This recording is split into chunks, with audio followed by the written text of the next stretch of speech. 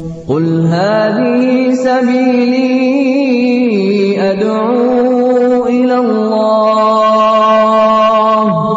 على بصيرة أنا ومن اتبعني وسبحان الله وما أنا من المشركين.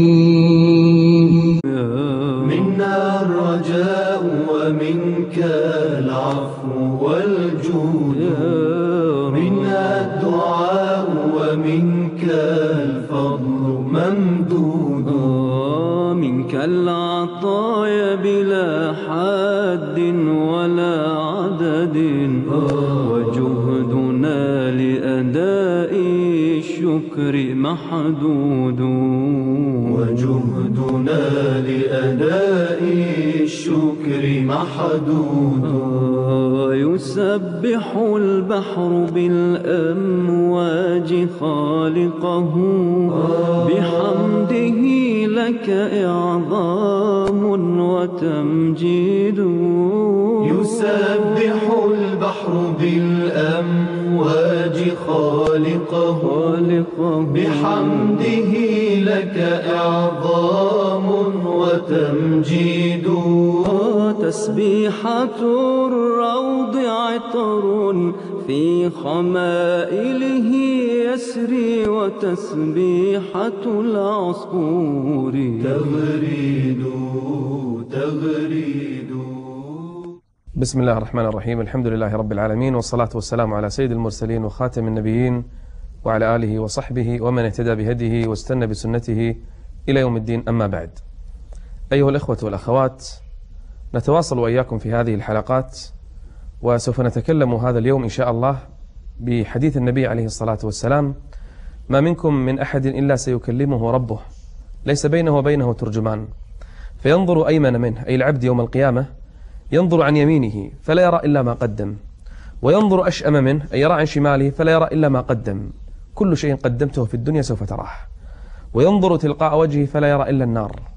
طيب كيف نتقي النار؟ يقول النبي عليه الصلاة والسلام: فاتقوا النار ولو بشق تمرة، نصف تمرة تستطيع بها أن تتقي نار جهنم. يوم من الأيام طرق على باب عائشة، ففتحت الباب عائشة رضي الله عنها، فوجدت امرأة فقيرة معها بنتها الصغيرتان، فقالت: فقيرة أحتاج طعاما. فبحثت أم المؤمنين رضي الله عنها، بحثت عن شيء تعطيه لهذه الفقيرة، فما وجدت في بيتها. وتخيلوا بيت من هذا؟ هذا بيت النبوة، بيت النبي عليه الصلاة والسلام، هذا أفضل إنسان يمشي على وجه الأرض. تقول عائشة: فما وجدت في البيت إلا تمرة. تخيلوا البيت كله ليس فيه إلا تمرة. تقول: فأخذت التمرة وأعطيت التمرة لهذه المرأة. تقول: فإذا بالمرأة نظرت إلى ابنتيها جائعتين، والمرأة هي جائعة أيضا، الأم جائعة أكثر ربما من البنتين. فأخذت الأم التمرة فشقتها نصفين، وأعطت لكل بنت منهما نصف تمرة، وظلت الأم جائعة. نعم، اتقوا النار ولو بشق تمرة. ولهذا كان النبي عليه الصلاة والسلام يحث الصحابة على الصدقة حتى الفقراء. أخبر بلال رضي الله عنه قال: يا بلال أنفق بلال ولا تخشى من ذي العرش إقلالا، لا تخاف الفقر، أنت أنفق ما عندك اليوم والله عز وجل يخلفك. اسمعوا لقصة النبي عليه الصلاة والسلام، يقص قصة رجل والحديث صحيح. يقول: بينما رجل يمشي في فلاء، أي في صحراء، رأى سحابا فوقه، فسمع مناد ينادي، وهو يمشي في البر في الصحراء، شاف السحاب وسمع مناد ينادي وما في أحد عنده. إذن النداء ربما يأتي من السماء، ممن يخرج النداء الله أعلم، ربما ملائكة تكلم بعضها. فسمع مناد ينادي يقول للسحاب: أسقي حديقة فلان، سمى رجلا باسمه. يقول: فالتفت فما وجدت أحدا. يقول: فإذا السحابة تتجه اتجاها آخر، تأخذ طريقا آخر. يقول: فتبعتها، أنظر السحابة إلى أين تذهب.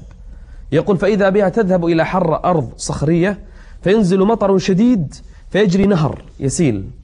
يقول: فذهبت باتجاه الماء، أنظر إلى الماء أين يذهب. يقول: فذهب الماء إلى حديقة رجل. يقول: فإذا به يسقي حديقته ومزرعته. يقول: فجئت فسلمت، فأخبرته عن الذي سمعت به، وسألته عن اسمه فأخبرني بنفس الاسم الذي سمعته ينادي في السماء: اسقي حديقة فلان. يقول: نفس الاسم. يقول: فعجبت، فسألته واستحلفته بالله أن يخبرني ماذا تصنع بحديقتك؟ قال هذه حديقتي. قال أقسم محصولها 3 أثلاث، كلما جاءني محصول أقسمه 3 أثلاث، ثلث أتصدق به صدقة لله عز وجل، وثلث لي ولأولادي ولعيالي، وثلث أعيده لهذه المزرعة أزرع به مرة أخرى. يتصدق الرجل بثلث محصوله لله عز وجل. أفلا يستحق أن يعطيه الله عز وجل سحابة تسقي حديقته؟ والله جل وعلا يقول: مثل الذين ينفقون أموالهم في سبيل الله، شرط أن تكون النفقة خالصة لله، في سبيل الله كمثل حبة أنبتت 7 سنابل. تخيلوا، الدينار صار ب7، في كل سنبلة 100 حبة، وكل واحد من ال7 يتوالد منه وينتج منه 100، صار كم؟ صار 700. في كل سنبلة 100 حبة والله يضاعف لمن يشاء. أي 700 لا تقف عند حدها، بل الله عز وجل يضاعفها. علي بن حسين رضي الله عنه زين العابدين، هذا الرجل الصالح العابد التقي الورع، هذا الرجل دخل على محمد بن أسامة بن زيد في وفاته في مرضه الأخير، فوجده يبكي. قال: ما الذي يبكيك رحمك الله؟ لم تبكي؟ قال: علي دين، الناس تخاف من الدين. قال: وكم عليك؟ قال: علي 15,000 درهم. قال: هي علي جميعا. تحمل دين أخيه. انظروا للرجل الذي يعطي ولا يخاف الفقر. تربوا ممن وتعلموا ممن. يوم من الأيام دخل رجل اسمه عبد الله بن جعفر رحمه الله، يقول: دخلت حائطا أي حديقة من الحدائق، فوجدت عبدا مملوكا في هذه الحديقة، يعمل ويزرع، وفي الفلاحة وفي الزراعة وغيرها يعمل هذا الرجل. يقول: فرأيته ونظرت إليه عنده 3 خبزات ليأكلها. يقول: فمر كلب جائع يلهث الثرى يبحث عن طعام. يقول: فألقى إليه الخبزة الأولى فأكلها بشدة الجوع. يقول: فأعطاه الخبزة الثانية ثم الثالثة فأكلها. يقول: فجئت فسلمت عليه بعد أن رأيت هذا المنظر. يقول: فلما سلمت عليه قلت له: يا فلان، أنت تعمل هنا؟ قال: نعم. قال: ما زادك كل يوم؟ يعني طعامك الذي تعطاه كل يوم ما هو في اليوم والليل؟ قال: طعامي الخبزات التي رأيتها قبل قليل. قال: هذا طعامك كله؟ قال: هذا طعامي كله. قال: ما عندك غيره؟ قال: والله ما عندي غيره. قال: لما أعطيته هذا الكلب كل الطعام؟ قال: هذا لا يعيش بيننا، هذا الكلب قادم إلينا من منطقة بعيدة، وربما أهلكه الجوع وأهلكه التعب، فأعطيته طعامي، وفي كل كبد رطبة أجر. يقول عبد الله بن جعفر يحدث نفسه، قال: ويلوموننا في السخاء، يقولون: أنتم أسخياء، هذا الرجل مملوك وأعطى كل طعامه لكلب حيوان نجس، لكنه رأف لحاله وأحسن إليه وأعطاه. ماذا صنع عبد الله بن جعفر؟ اشترى الحديقة، كان رجلا غنيا، واشترى المملوك فعتقه لله عز وجل، ثم وهبه هذه الحديقة. قال: نحن نكون أحسن منك إن شاء الله. هل جزاء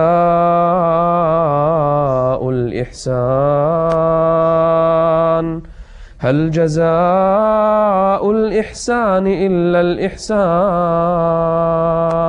علي بن حسين الذي ذكرنا قصته قبل قليل لما توفي، لا تظنون أن هؤلاء الرجال ما سمعنا عنهم من القصص هي الغاية التي بلغوها، لا، ما خفي عنهم أعظم. هذا الرجل عند وفاته وهم يغسلونه وجدوا في ظهره خطوطا سوداء، سألوا ما عرفوا من أين هذه الخطوط، ما دروا، فتشوا بحثوا حتى وجدوا رجلا صاحبا له، زميلا له، أخا له، كان يرافقه، خليله. قالوا: نستحلفك بالله أن تخبرنا.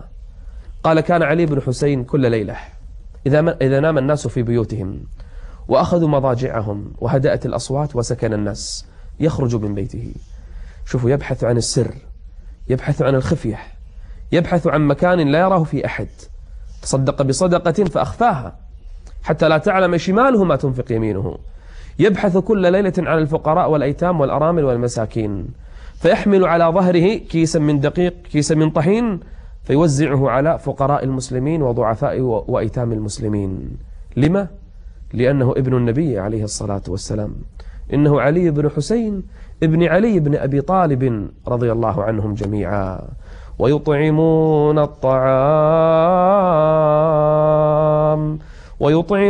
الطعام على حبه مسكينا ويتيما وأسيرا. هل يريدون الثناء؟ هل يمنون على الناس؟ هل يتبعون ما أنفقوا منا أو أذى؟ هل يطلبون الشكر والمديح في الجرائد والمجلات؟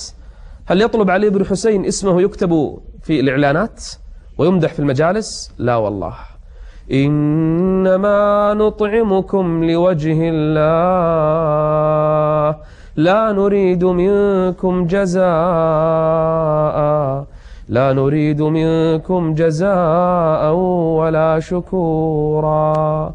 يوم من الأيام في العصر الحديث، حتى لا يقول إنسان هذا انتهى هذا الزمن وما في إنسان يفعل هذا الفعل اليوم، لا، أكثر من هذا.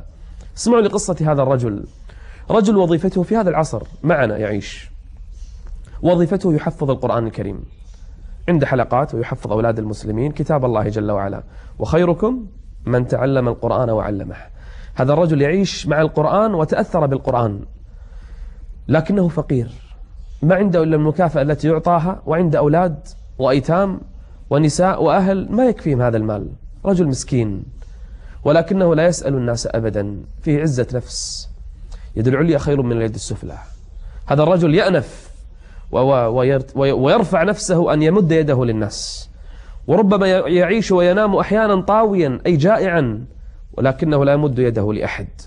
هذا الرجل يوم من الأيام أحس أن بيته ما فيه طعام وما فيه أكل ولا فيه شرب، وأولاده ربما يحتاجون، والطعام الثلاجة تخيلوا ليس فيها طعام. يعيش بيننا هذا العصر وهذه الأيام وهذه السنة، وتخيلوا كيف كان يعيش هذا الرجل، يعيش فقيرا ولا يعلم عنه أحد، يحسبهم الجاهل أغنياء من التعفف. هذا الرجل يقول في تلك الليلة لم يكن في جيبي إلا دينار ونصف وليس في البيت طعام، ماذا أفعل؟ ماذا أصنع؟ يقول صليت العشاء وأنا أفكر وأدعو الله جل وعلا وأسأله أن يرزقني رزقا حسنا. يقول بعد صلاة العشاء، يقول خرجت من المسجد وأنا لا أدري ماذا أفعل وماذا أصنع، أطفالي، أولادي، عيالي، أهلي. يقول فخرجت من المسجد فوجدت امرأة عجوز عند باب المسجد، يقول تمد يدها فقيرة، فحدثت نفسي فقلت أنا أحتاج أكثر منها أو هي تحتاج أكثر مني، أنا لا أملك إلا الدينار والنصف، وأولادي ينتظرون العشاء، وبيتي خال من الطعام والشراب. يقول فأخذت المال الدينار والنصف فوضعتها عند المرأة ومشيت، ليس في جيبي شيء. شوفوا اليقين، انظروا للتوكل على الله جل وعلا. يقول ذهبت إلى البيت وجلست أدعو الله جل وعلا. يقول وفجأة اتصل علي رجل، رفعت سماعة الهاتف، قال فلان أنت نائم؟ قلت لا أنا مستيقظ. قال أنا الآن أريدك بأمر. قلت تفضل. قال موجود؟ قال نعم موجود في البيت أنتظرك. يقول أحد إخواني أحد أصحابي في اللح، يقول فجاءني في الليل وطرق الباب ودخل عندي فجلس، قال يا فلان تذكر حفل زفافك قبل سنين؟ قلت نعم. قال أنا لم أعطك شيئا في ذلك الزفاف. قال وخير إن شاء الله، أنا لم أطلب منك شيئا. قال لا، أنا متعود أن أعين إخواني، ولكني في ذلك اليوم كنت محتاجا ولا زال الأمر في نفسي إلى اليوم، كيف لم أعطك شيئا في ذلك اليوم في عرسك؟ فقلت له أنا إن شاء الله غير محتاج، يعني أنت إن شاء الله ما لم تقصر معي في زيارتك وتهنئتك. قال لا والله، أنا منذ ذلك اليوم لم أرتح إلى هذه اللحظة.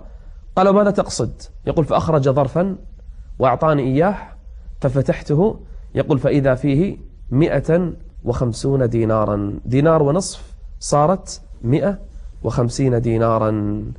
وما تقدموا لأنفسكم، الصدقة التي تتصدق بها ليست للفقير ولا لليتيم ولا للمسكين، هذا لنفسك. وما تقدموا لأنفسكم من خير تجدوه عند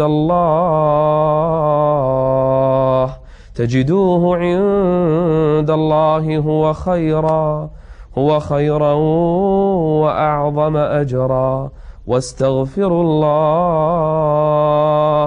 إن الله غفور رحيم.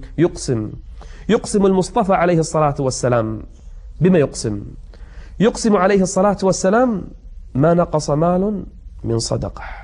لو كان عندك 1000 دينار وتصدقت من 1000 ب100، أتظن أن 1000 صارت 900؟ أبدا، هذا في حسابنا الدنيوي، لكن في الحقيقة يبقى 1000 ألفا. كيف؟ صارت 900.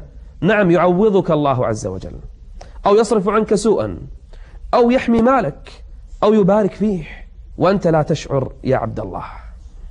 اسمعوا إلى هذه القصة. قصة أخرى للربيع رحمه الله. هذا رجل صالح أصابه مرض يسمى الفالج. هذا مرض يصيب الإنسان فيقعده على الفراش، وربما يظل أياما أو شهورا أو سنوات لا يتحرك. كان هذا الرجل في هذا المرض اشتهى طعاما عند خير، واشتهى طعام، لكن ما كان الطعام مثل هذه الأيام موجود عندنا للأسف. بعض الولائم ما يرمى أكثر مما يؤكل، نصيب القمامة أكثر مما يأكله الناس للأسف، وهناك من المسلمين من يموت جوعا. هذا الرجل اشتهى في مرضه أن يأكل لحم دجاج، لكنه استحى أن يخبر زوجته. بعد 40 يوم أخبرها، قال: تدرين ماذا أشتهي؟ قالت: ماذا تريد؟ ماذا تشتهي؟ قال: أشتهي لحم دجاج، لو صنعت لي لحم دجاج. فذهبت الزوجة، أخذت مالا واشترت دجاجا وطبخته وزينت الدجاج، وصنعت في ذلك اليوم أفضل ما تصنعه امرأة لزوجها. مريض يشتهي هذا الطعام. تخيل لو كان إنسان نفعل له ما نفعل، فكيف بزوجها وهي تحبه والرجل صالح. تقول: فأعطيته الدجاج، قربت إليه الدجاج ليأكل، صنعته أفضل ما تصنع امرأة لزوجها. قبل أن يأكل طرق على الباب، فتحت زوجته الباب فإذا فقير يسألهم طعاما، يسألهم زادا، فقير مسكين. فأما اليتيم فلا تقهر، وأما السائل فلا تنهر. فقال لها الربيع: يا أم فلان، أعطي هذا الفقير الدجاج، وهو لم يذق منه شيئا، ما أكل منه شيئا. قال: أعطيه الدجاج. قالت زوجته: يا فلان، يعني أنت تشتهيه منذ زمن وأنا صنعته لك، كل والفقير نعطيه شيئا آخر. قال: لا، أعطيه الدجاج. فقالت المرأة العاقلة، قالت: إذن كل وأعطيه خيرا من الدجاج. قال: ماذا تعطينا الفقير؟ قالت: أعطيه ثمن الدجاج، الفقير يستفيد من الثمن أكثر من الطعام، أعطيه ثمن الدجاج. قال: إذن أعطني، هاتي ثمن الدجاج، هاتي إياه. فجاءت بثمن الدجاج، فقال لزوجته: أعطيه الدجاج مع الثمن، أعطيه الدجاج مع الثمن. لن تنالوا البر حتى تنفقوا مما تحبون. كم نرمي اليوم من أموال، وكم ننفق على أمور لا فائدة منها. رجل سافر للسياحة وأنفق على سفره 10,000 دينار. ذهبت هذه 10 وانتهت السياحة، شهران ومضيا وانتهى كل شيء. طيب لو اقتصر من سفره ب7,000 ووفر 3,000، تعرفون ما معنى 3,000 يوفرها؟ يبني مسجدا لله عز وجل. ومن بنى لله بيتا بنى الله له بيتا في الجنة. من بنى مسجدا لله بنى الله له بيتا في الجنة، يحجز له مكان في الجنة ب3,000 دينار. كم من الناس من ينتظرون منك صدقة، من ينتظرون منك دينارا، من يرتقبون منك درهما. مالك بن دينار رحمه الله رجل صالح، رجل عابد، رجل زاهد. طرق عليه الباب فقير، ففتح الباب، قال: خيرا. قال: عندكم زاد؟ عندكم طعام؟ فقال مالك بن دينار: نعم إن شاء الله عندنا. فقال لزوجته: هل في البيت طعام؟ قالت: ليس في البيت إلا سلة تمر فقط، عندنا سلة فيها تمر. قال: أعطني هذه السلة. فأخذ السلة مالك بن دينار رحمه الله، وأخذ نصف التمر وأعطاه للفقير، وأرجع النصف للزوجة. فقالت زوجته العاقلة، قالت: ما هذا؟ قالت العاقلة الزوجة، قالت: ما هذا؟ قال: هذا التمر، أعطيت الفقير نصف السلة ونصف السلة لنا. يعني تخيلوا واحد يعطي نصف الطعام الذي في البيت للفقير والنصف الآخر له ولأولاده ولأهل بيته. تعرفون ماذا ردت الزوجة؟ زوجات هذا الزمن ربما تقول مجنون أنت، مجنون تعطي كل هذا للفقير، أعطى تمرة وتمرتين وانتهي الأمر يشبع. لكن هذه الزوجة العاقلة تعرفون ماذا قالت؟ قالت يا مالك يا مالك ويسمونك زاهدا. يعني أنت زاهد تعطي نصف السلة وترجع النصف الثاني ويسمونك زاهدا. قال ماذا تعنين؟ قالت لو أعطيته السلة كلها. هذا هو الزهد، أنك تعطيه كل ما في السلة لا ترجع شيئا. فأسرع مالك إلى الفقير وأعطاه باقي السلة، أعطاه باقي السلح. فرجع إليها فقال اجتهدي يا أم فلان اجتهدي، فإن الله تعالى يقول خذوه فغلوه ثم الجحيم صلوه ثم في سلسلة ذرعها 70 ذراعا فاسلكوه. لما؟ إنه كان لا يؤمن بالله العظيم ولا يحض على طعام المسكين.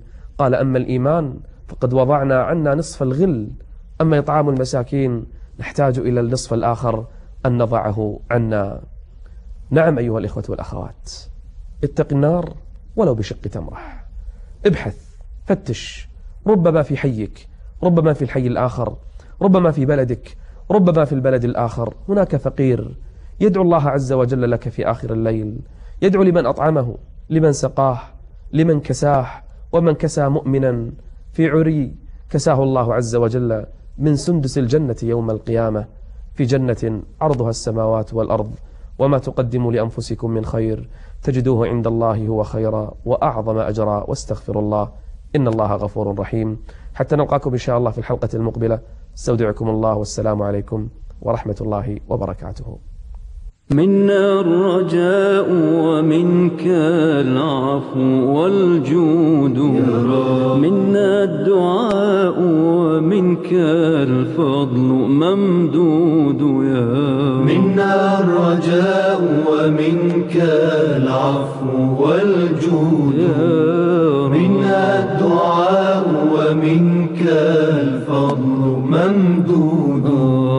منك العطايا بلا حد ولا عدد، وجهدنا لأداء الشكر محدود، وجهدنا لأداء الشكر محدود.